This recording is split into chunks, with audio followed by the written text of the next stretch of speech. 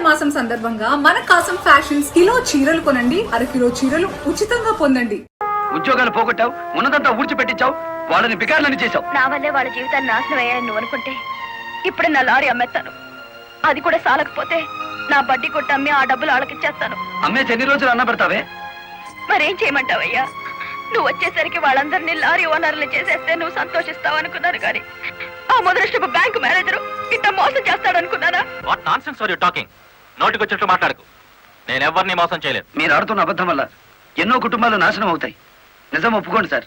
నిజాయితీగా వాళ్ళ దగ్గర తీసుకున్న నగలు డబ్బు ఇచ్చేయండి. డబ్బు నగలు నాకెవరు ఇవ్వలేదు. ఇచ్చామని డ్రైవర్లంతా చెబుతున్నారు, ఇప్పించానని మా జయమ్మ చెబుతోంది. ఇవ్వలేదని నేను సాక్ష్యం చెప్తున్నాను. ఇప్పటిదాకా నువ్వు కేవలం బ్యాంక్ ఉద్యోగివేనన్న నమ్మకంతో మంచిగా నచ్చ చెబుతామని వచ్చాను. నీ ఇంట్లో వీడి నీడ చూశాక నువ్వేమిటో అర్థమైంది. అర్థమైందా? అయితే వచ్చిందానే వెళ్ళు. రైట్ అవ్వ, మాకు బ్యాటరీ వీక్ అయిపోతుంది.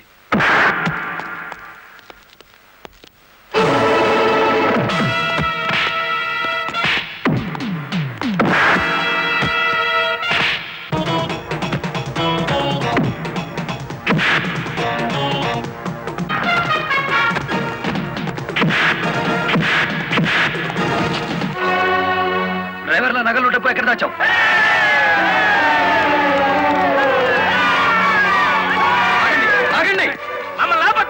మీ సమస్య అతని చావుతో పరిష్కారం అవుతుందనుకుంటే మీరు వచ్చేసరికి వాడి శవాన్ని మీకు అప్పగించేవాడిని. మమ్మల్ని ఆపొద్దు. నమ్మించి మోసం చేసే వాడు తెల్లారకాల్సిందే. అలా కాదు. అలా జరిగితే ఇప్పుడు జరిగిన నష్టం కంటే జరగబోయే నష్టం ఎక్కువ. ఇది మీరు తెలుసుకోవాల్సిన విషయం కాదు. మిమ్మల్ని నమ్మించి నట్టేట ముంచి నా బ్యాంక్ మేనేజర్ కోర్టుకు లాగి అక్కడ బుద్ధి చెబుదాం.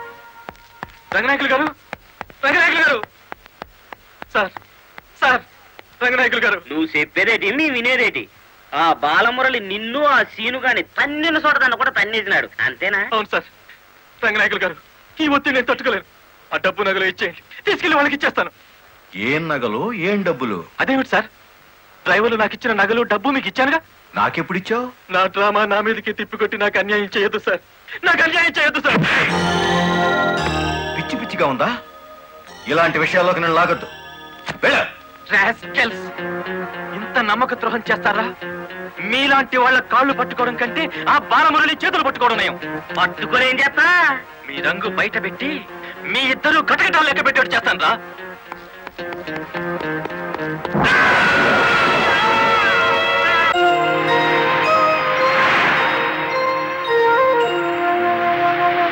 బాబు, ఇద్దరు కలిసి పరిగెత్తండి.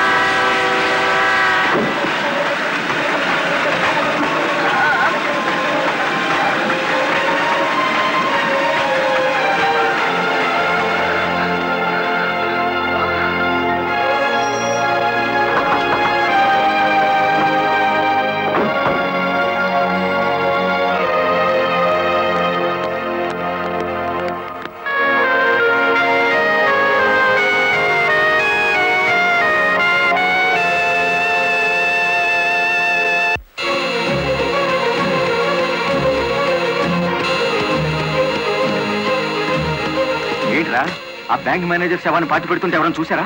కలెక్టర్ చూసింది. కొంప ముంచావు కదరా. ఆమెను కూడా లేపేయాలని చూస్తే బాలమురళిగాడు అడ్డం పడ్డాడు.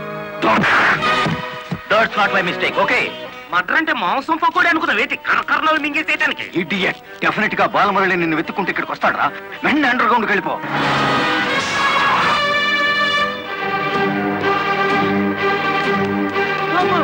వచ్చేసినాడు కదేంటి లగెత్తు.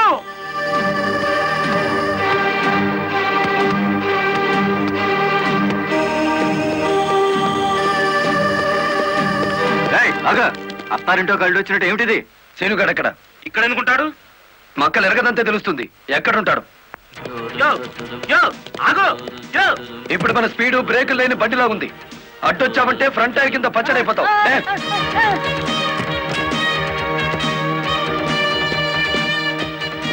యో ఆగో. ఇదాని బెడ్. చెప్పు, సీనుగాడు ఎక్కడున్నాడో చెప్తావా? తల తీసుకెళ్ళిపోమంటావా? చంపదు, చెప్తా. 5 నిమిషాల క్రితం ఇక్కడికి వచ్చి పారిపోయాడు.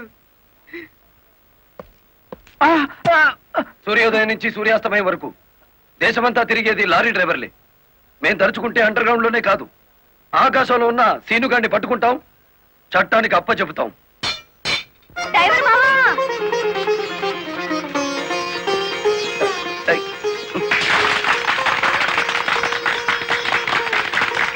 ఏమిటిది? నువ్వు డ్రైవర్ కాదు గురు, డైనమెటిక్. కలెక్టర్ గారిని కాపాడి మన డ్రైవర్ల కులం పరువు నిలబెట్టావు. కానీ ఆ సీనుగాడు కలెక్టర్ గారి ప్రాణం తీయబోయి డ్రైవర్ కులం పరుగు తీశాడు. ఈ రోజు నుంచి 1000 కళ్ళతో వెతుకుతాం వాడికి గొయ్యి తీయడానికి. అట్టా గురు.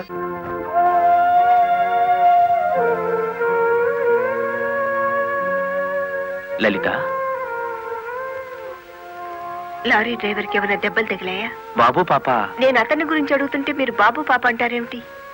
తగల్లేదు. డెడ్ బాడీ హ్యాండ్ ఓవర్ చేసుకున్నారా? మేం వెళ్లేసరికి శవాన్ని మాయం చేశారు. నిన్ను హత్య చేయబోయిన వాడు అండర్ గ్రౌండ్కి వెళ్ళిపోయాడు. నో, ఈ హత్య ఎందుకు జరిగిందో, ఎవరు చేయించారో 24 గంటల్లో అన్ని వివరాలు నా ముందు ఉండాలి. లలిత, నువ్వు రెస్ట్ తీసుకోవాలి. ఎస్పీ గారు. Yes madam. This is more important. Okay madam. Sister, మా పిల్లలు ఎలా ఉన్నారు?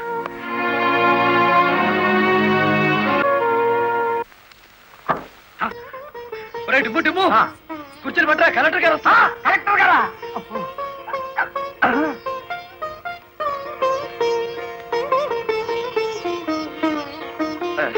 నమస్కారం కలెక్టర్ గారు. నమస్తే. మీరు ఇక్కడికి? అంకుల్ కూర్చోండి. రండి, కూర్చోండి. కూర్చోండి అమ్మా.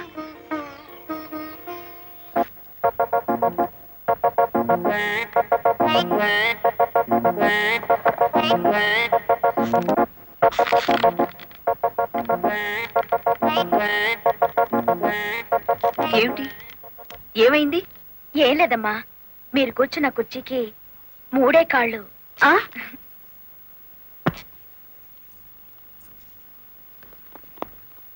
ఏమనుకోకండి అమ్మా. అమ్మా తప్పైపోయింది. కూర్చోండి అమ్మా. నమస్కారం అమ్మా. నమస్కారం అమ్మా. నమస్కారం అమ్మా. నమస్కారం అమ్మా. చెప్పండి అయ్యా, మీ సమస్యలు ఏమిటో. ఈ దిక్కది డ్రైవర్ పేట మొత్తాన్ని ముంచిందమ్మా. అవునమ్మా, సొంతంగా ఓనర్లు అయిపోదురు అని పిలిచి డబ్బు నగలు తీసుకెళ్లి బ్యాంక్ మేనేజర్ సుబ్రహ్మణ్యం దగ్గర పెట్టించాను. ఇప్పుడు ఇవ్వలేదని వాడు అడ్డం తిరిగాడు. కేసు ఎందుకు పెట్టలేదు? పెట్టామండి. అసలు వాడు ఇంటికి వస్తే కదా, 4 రోజులుగా తాళం వేసే ఉంది.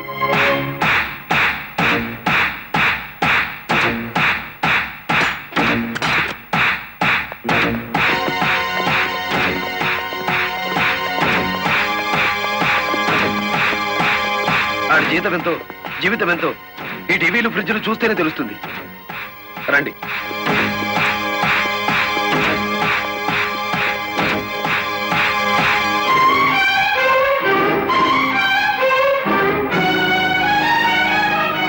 ఇదేమిటి, ఇతని ఫోటో ఇక్కడ ఉందే? వాడే బ్యాంక్ మేనేజర్ అమ్మా. ఓ గాడ్, నేను చూసింది ఇతని శవాన్ని. బ్యాంక్ మేనేజర్ లారీ డ్రైవర్ల డబ్బు కాజేస్తే ఇతన్ని ఎంత చంపారు? ఆ రోజు ఇక్కడికి వచ్చినప్పుడు సీనుగాడు ఇక్కడ ఉన్నాడు. డబ్బు కోసం సీనే ఆ బ్యాంక్ మేనేజర్ చంపుతాడు, మిమ్మల్ని చంపపోయాడు. అతను ఏ లారీతో అటాక్ చేశాడో ఆ లారీ ఓనర్ ఎవరో వివరాలు సేకరించలేదా? ఆ లారీ రంగనాయకుల్ది. అంతకు ముందే తన లారీని శ్రీను అనే వ్యక్తి తీసుకు పారిపోయాడని అతను కేసు పెట్టాడు. అంటే బ్యాంక్ మేనేజర్ హత్య జరుగుతుందని రంగనాయకులకు ముందే తెలుసన్నమాట. నా, నాకేం తెలియదు.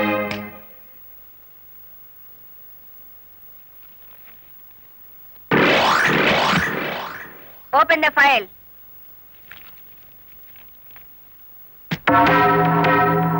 మీరేమన్నా బ్రహ్మ విష్ణు మహేశ్వర్లని ఆ ఫోటో దిగారా? హత్య చేసే ముందు హాస్పిటల్లో పడుకోవటం, పథకాలు వేసే ముందు పోలీస్ స్టేషన్లో కేసు పెట్టడం క్రిమినల్స్ కే తెలుసు. నేను క్రిమినల్ కాదు, పెద్ద మనిషిని. పెద్ద మనిషిని అని డ్రైవర్ పేటలో శుద్ధ ముక్కతో రాస్తారా? మీరు నన్ను అవమానిస్తున్నారు. మీరు చట్టాన్ని అవమానిస్తున్నారు. కేవలం ఫోటో దిగినంత మాత్రాన చచ్చిన వాడికి చంపిన వాడికి నాకు ఏదో లింక్ ఉన్నట్టేనా? Yes! డ్రైవర్ ఓనర్ అవటం మీకు ఇష్టం లేదు. అందుకే వాళ్ళని ఆనాడు కేసుల్లో ఇరికించారు. వాళ్ళు కేసులో నుంచి బయటపడేసరికి బ్యాంక్ మేనేజర్ సహకారంతో డ్రైవర్ల నోళ్లు కొట్టారు. వాళ్ళ తిరుగుబాటుతో నిజం బయటపడుతుందని బ్యాంక్ మేనేజర్ని హత్య చేయించారు. ఈ నిజాన్ని నేను ఈ రోజు ప్రూవ్ చేయలేకపోవచ్చు. శ్మశానంలో పాతిపెట్టిన శవం కుళ్ళిపోతుందేమో కానీ ధర్మాన్ని పాతిపెడితే మళ్ళీ ప్రాణంతో లేచొస్తుంది. Mind it. వామ్ము, డ్రైవర్ల డబ్బు లారీ టైర్లలో దాచిన విషయం కనిపెట్టేస్తారేంటి? వెంటనే సీనుగాడికి డబ్బిచ్చి స్టేట్ విడిచి పారిపోయి ఏర్పాటు చేయి.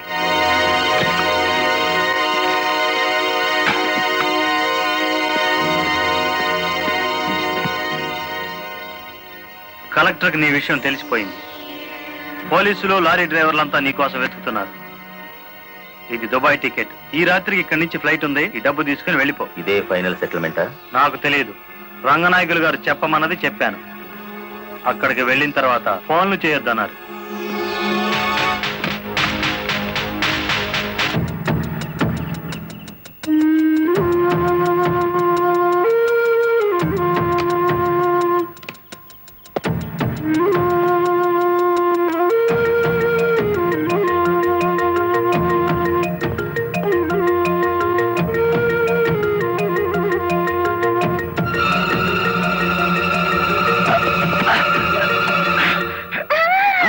నువ్వా ఇక్కడికి ఎందుకు వచ్చావు? నువ్వు ఒక్కడిగా వెళ్తుంటే నీకేమైనా అవుతుందో అని వచ్చాను. నన్ను కాపాడడానికి. ఇప్పుడు నిన్ను కాపాడుకోలేక నేను చావాలి.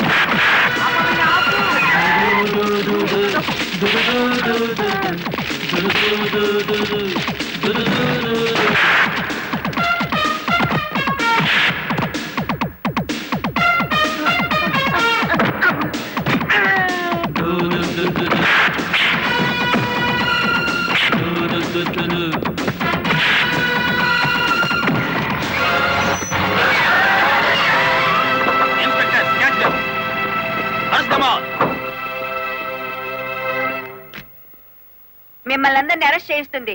రెడ్ హ్యాండెడ్ గా బ్లాక్ మనీని పట్టుకున్నందుకే కాదు రంగనాయకులు గారు, లారీ డ్రైవర్లను మోసం చేసి వాళ్ళ డబ్బు కాజేసినందుకు, నన్ను హత్య చేయడానికి ప్రయత్నించిన ఈ శ్రీనివాసుకి ఆశ్రయం కల్పించినందుకు కూడా.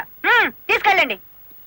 పబ్లిక్ ప్రాసిక్యూటర్ కాశీపతి గారి చేతుల మీదుగా ఈ బహుమతిని అందుకోవలసిందని బాలమురళిని ఆహ్వానిస్తున్నాం. ఏమయ్యో?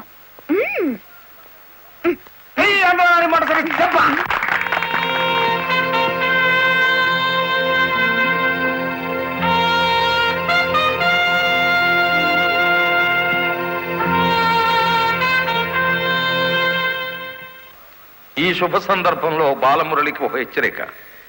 దీని పోలీసులు వాడితే లాఠీ ఛార్జ్ అవుతుంది, నువ్వు ఉపయోగిస్తే క్రిమినల్ ఛార్జ్ అవుతుంది.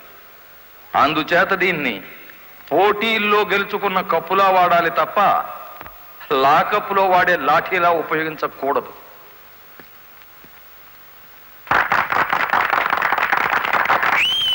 ఒక పారిశ్రామికవేత్త దొంగ లెక్కల్ని, బ్లాక్ మనీని సాక్ష్యాధారాలతో పట్టుకోవడానికి మాకు సహకరించినందుకు, ప్రభుత్వానికి ఎంతో ఆదాయాన్ని సమకూర్చినందుకు పట్టుకున్న మొత్తంలో 10% అమౌంట్ని అతనికి బహుమతిగా అందజేస్తున్నాం.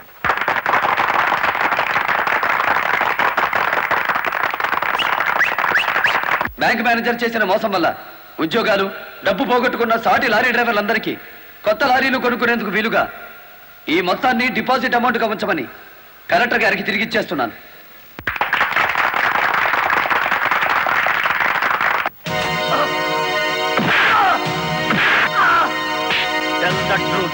కలెక్టర్ గారిని ఎవరు హత్య చేయమన్నారు? నాకు తెలియదు. బ్యాంక్ మేనేజర్ ని హత్య చేసింది నువ్వేనని ఒప్పుకునే వరకు నేను నిన్ను విడిచిపెట్టేది. ఈ సిటీలో ఎక్కువ డబ్బులు తీసుకునే క్రిమినల్ లాయర్లు మనల్ని బేల మీద తెచ్చేసినారు. ఇంకా దిగులేదు కేటి, నవ్వండి. ఖరీదైన లాయర్లు కాదయ్యా నాకు కావాల్సింది, కేసు కప్పేసే లాయర్లు కావాలి. అదేందయ్యో అందరూ లేచిపోయినారేటి? మా పార్ట్నర్ ఒక్కరూ కాపాడలేరేటి? శ్రీనుగాని కోర్టుకు రాకుండా చేయగలరా? కోర్టుకు రాకుండా అంటే మడ్రా అని బాబాయ్, ఊళ్ళో వాళ్ళని చంపమని ఆడికే మా పార్ట్నర్ ట్రైనింగ్ ఇచ్చేసినాడు. ఆడిని చంపే మొగోడి ఊళ్ళో ఉండాడా అని? ఉన్నాడు.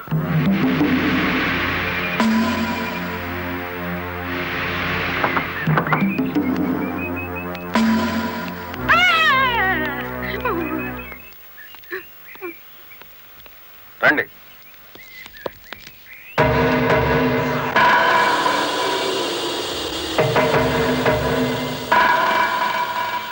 పార్ట్నరు మనం ప్యానల్తో బయటపడతా ఉంటావా?